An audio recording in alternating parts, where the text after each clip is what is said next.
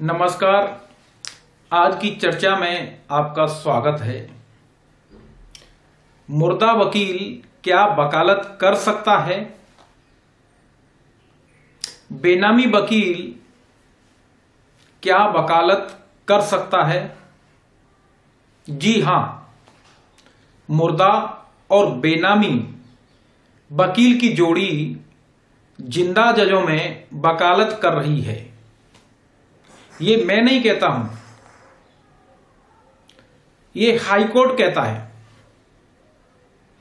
कमलेश यादव बनाम उत्तर प्रदेश राज्य के जमानत मामले में इलाहाबाद हाईकोर्ट में कमलेश यादव, राजेश चौहान दो अभियुक्तों की जमानत इस जोड़ी द्वारा लगाई गई। काफी समय तक कोई एपियर नहीं हुआ। रिवाइज लिस्ट में मामला आ गया। उसके बाद न्यायालय ने देखा कि कोई व्यक्ति एपियर नहीं हो रहा है। आखिर क्या कारण है? तब न्यायालय की समझ में आया कि इसके पीछे कुछ शरारती तत्व हैं और इस तरीके के प्रार्थना पत्र अदालतों में दाखिल होते हैं और निर्णय लेकर उनका प्रयोग किया जाता है। आदित्य सिंह एडवोकेट और राजेश चंद्र तिवारी द्वारा यह प्रार्थना पत्र लगाया गया था। जब इस प्रार्थना पत्र पर बहस के लिए कोई नहीं आया, तब न्यायालय ने जो वकीलों का एनरोलमेंट नंबर होता है, रोल नंबर होता है, उसके द्वारा जानकारी की गई और उस चैम्बर पर अपने प्योन को भेजा गया। तो आदित्य सिंह के चैम्बर पर उनके पुत्र मिले। उन्होंने बताया कि मेरे पिताजी का देहांत सन 2014 में ही हो गया था और उनका मृत्यु प्रमाण पत्र आपके सामने रख रहा हूं। राजेश चंद्र तिवारी के नंबर पर जांच की गई।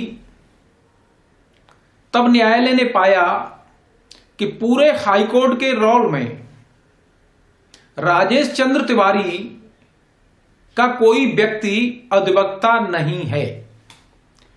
जो रोल नंबर दिया गया है वो दूसरे रवि तिवारी वकील हैं, उनका है। इस तरीके से न्यायालय द्वारा यह देखा गया कि फर्जी तरीके से जमानत दाखिल की गई है।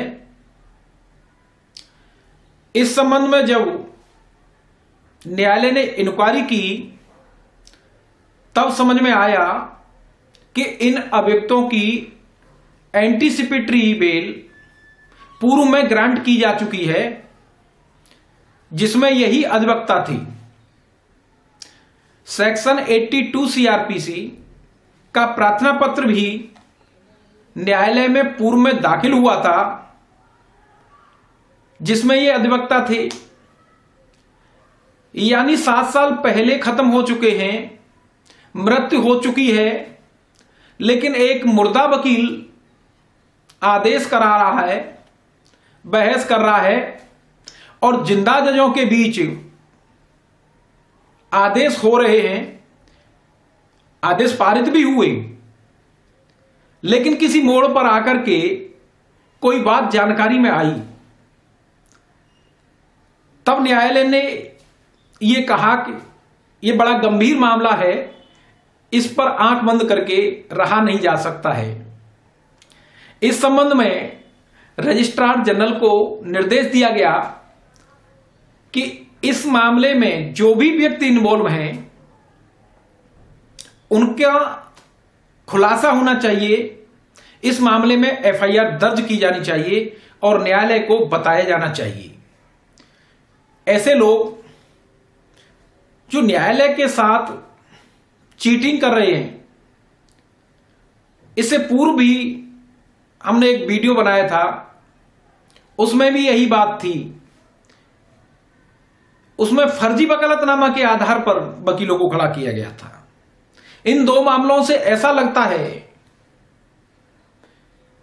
कि न्यायालय में कुछ इस तरीके के लोग हैं, वकालत के पैसे में कुछ इस तरीके के लोग हैं जो इन आदेशों को पारित कराते हैं और उनका दुरुपयोग करते हैं।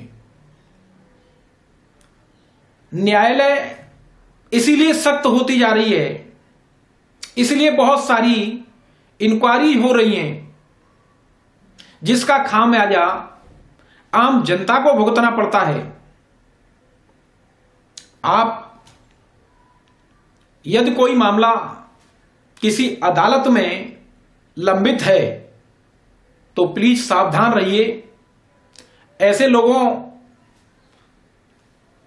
से सावधान रहिए, क्योंकि आपकी गैरहाजिरी में ये कोई भी आदेश करा सकते हैं। यदि मेरा वीडियो आपको पसंद आए तो प्लीज सब्सक्राइब, शेयर, कमेंट अवश्य करें। धन्यवाद।